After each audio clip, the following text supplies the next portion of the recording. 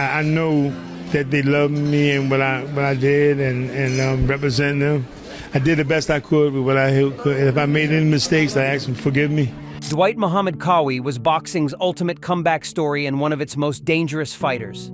The Camden buzzsaw had spent 5 years in prison before discovering that boxing could save his life and give him a second chance at greatness. His relentless pressure fighting style and incredible conditioning made him a nightmare opponent for anyone brave enough to face him. Some effective punch, a good combination by Evander.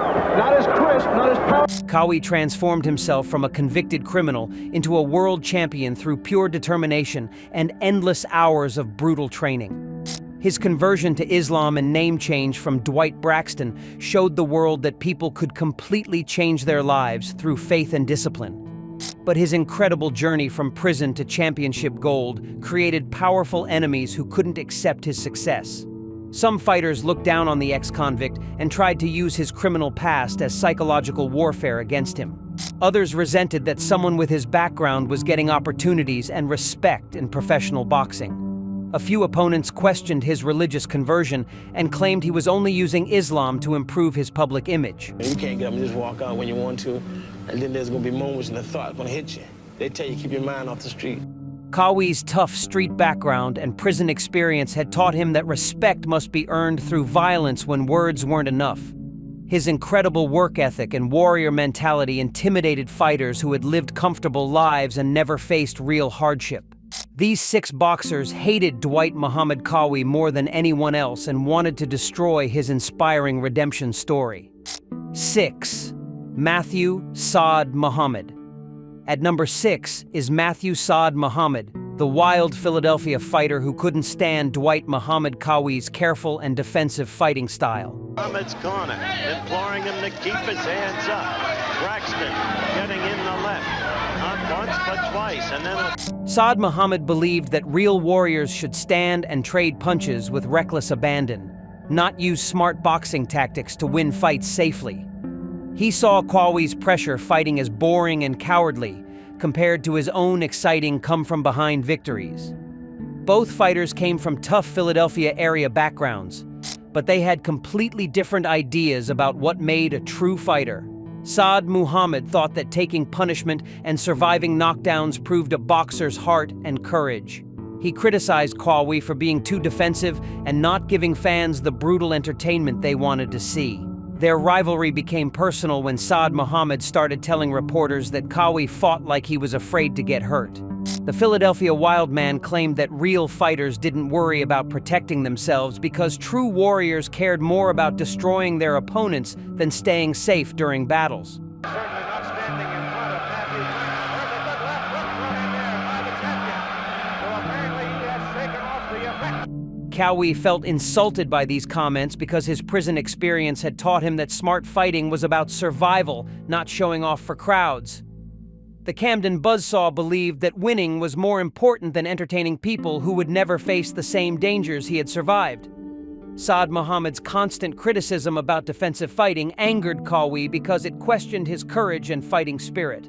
The ex-convict had proven his toughness in much more dangerous situations than boxing rings, and he didn't need approval from someone who confused recklessness with real bravery. 5. Michael Spinks. At number 5 is Michael Spinks, the Olympic gold medalist who represented everything that Dwight Muhammad Qawi resented about boxing politics and unfair advantages given to fighters with clean backgrounds. Spinks had enjoyed a perfect amateur career and received immediate respect from promoters, media, and boxing officials who loved his wholesome image and technical skills. Qawi watched with growing anger as Spinks got favorable treatment and promotional opportunities that were never available to fighters with criminal records like himself. Round 7 of 15. good solid left. The ex-convict had to fight much harder for recognition, while Spinks was automatically considered a future champion based on his Olympic success and clean reputation. Their rivalry became personal when Qawi realized that boxing fans and media would always prefer the polite, college-educated fighter over someone who had transformed his life after prison. No matter how hard Qawi worked or how many fighters he defeated, people still treated Spinks like the more respectable and worthy champion. The class differences between them created natural tension that went beyond just fighting styles. Spinks represented the privileged path to boxing success, while Qawi had earned everything through street fights and prison survival. The Camden buzzsaw felt like society was telling him that his redemption story meant less than Spinks' amateur trophies. His pace, every round, between rounds, it just seems like agony in Michael Spink's corner, but then he comes. Qawi's frustration grew when boxing writers constantly praised Spinks' technical abilities while describing his own style as crude and unrefined. The ex-convict believed his pressure fighting and incredible conditioning were just as skillful as Spinks' amateur fundamentals, but nobody seemed willing to give him equal credit for his professional accomplishments. 4. Marvin Johnson. At number 4 is Marvin Johnson, the veteran light heavyweight who tried to break Dwight Muhammad Qawi mentally by constantly bringing up his criminal past and prison experience. Johnson thought he could intimidate the ex-convict by reminding everyone that Qawi was a former criminal who didn't belong in professional boxing with respectable fighters. The experienced boxer made cruel comments about Qawi being dangerous outside the ring and suggested that boxing commissions should be more careful about letting convicted felons compete against law-abiding citizens. Johnson's psychological warfare included jokes about Qawi going back to prison if he lost fights and couldn't make money anymore. Their rivalry became deeply personal when Johnson started telling other fighters and boxing officials that they should be worried about Qawi's violent background. The veteran claimed that ex-convicts like Qawi couldn't be trusted and might hurt someone seriously if they lost control during fights. Qawi felt completely insulted by Johnson's attempts to use his past against him when he had worked so hard to change his life through boxing and religion. The Camden buzzsaw had served his time and transformed himself into a respected professional, but Johnson refused to acknowledge his redemption and second chance. Johnson's constant attacks on his character made Qawi angrier than any physical punishment he had ever received in prison or boxing rings. The ex-convict realized that some people would never accept that criminals could change their lives and become better people through hard work and spiritual growth. Johnson represented everything Qawi hated about people who judged others by their worst moments instead of their efforts to improve. 3. Eddie Mustafa Muhammad. At number 3 is Eddie Mustafa Muhammad, the fellow Muslim convert who created the most painful rivalry in Dwight Muhammad Qawi's career by questioning his religious faith and spiritual commitment. Eddie claimed that Qawi had only converted to Islam to improve his public image after prison, not because of genuine belief in the religion. The bitter dispute between two Muslim fighters shocked the boxing world because they were supposed to be brothers in faith who supported each other. Instead, Eddie made public statements that Qawi was using Islam as a marketing tool to make people forget about his criminal past and gain sympathy from boxing fans. Eddie told reporters that real Muslims didn't need to change their names or make public announcements about their conversion like Qawi had done. He suggested that authentic faith was private and personal, not something used for publicity and career advancement in professional sports. Their religious conflict became deeply personal when Eddie questioned whether Qawi actually practiced Islamic teachings or just used the religion when it was convenient for interviews and public appearances. These attacks on his spiritual sincerity hurt Qawi more than any physical punishment he had ever received. Qawi felt completely betrayed by someone who should have understood his journey from crime to redemption through faith. The Camden buzzsaw had found genuine peace and purpose through Islam, but Eddie's constant doubts about his conversion made him question whether other Muslims would ever accept him as a true believer. 2. Evander Holyfield. At number 2 is Evander Holyfield, the young prospect who showed complete disrespect for Dwight Muhammad Qawi's experience and accomplishments by treating him like an old man who didn't deserve to be champion anymore. Holyfield was supremely confident despite having a limited professional record compared to Qawi's years of brutal wars against the best fighters in the division. The arrogant young fighter made comments about Qawi being past his prime and ready to be replaced by a new generation of hungrier, more athletic boxers.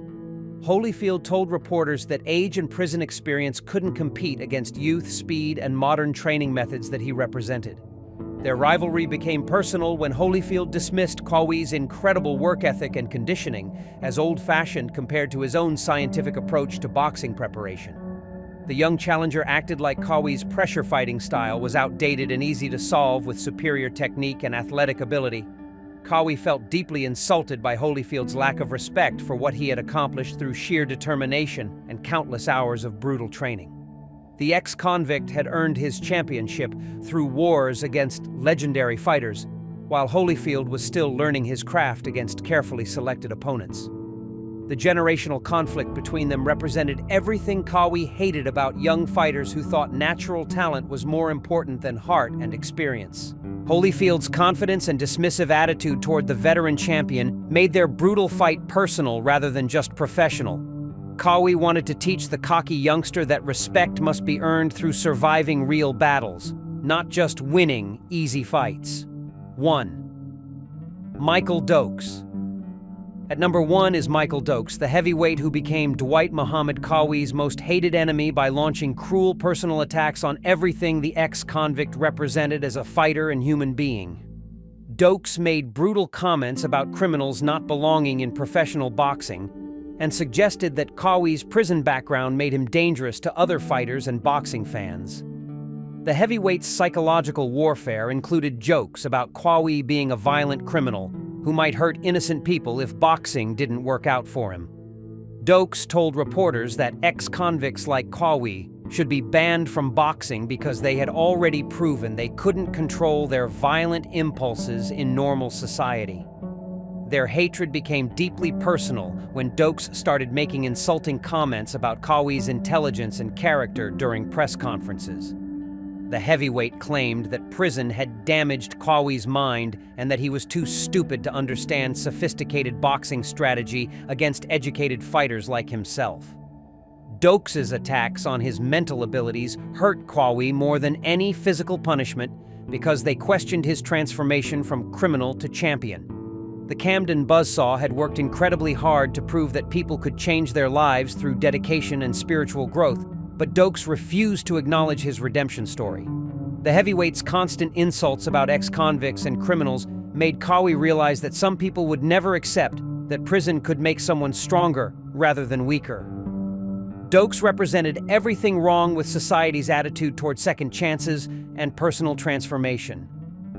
Their rivalry became about much more than boxing. It was about human dignity and the possibility of genuine change. Qawi's prison to champion story created enemies who couldn't accept his redemption. Subscribe for more boxing comeback stories and the rivalries that tested fighters' hearts beyond the ring.